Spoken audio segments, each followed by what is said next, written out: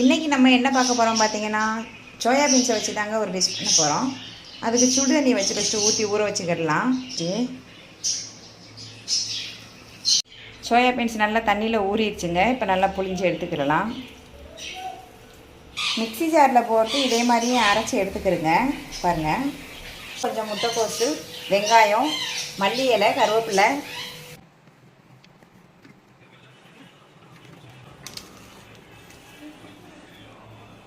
இதே மாதிரி தட்டி எடுத்துக்கலாம்.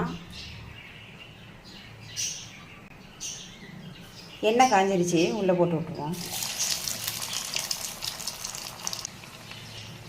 இப்போ நல்லா செவந்திருச்சு, எடுத்துருவோம்.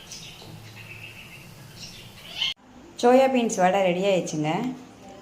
இதோட தேங்காய் சட்னியில் தொட்டு சாப்பிட்றதுக்கு சூப்பராக இருக்கும்.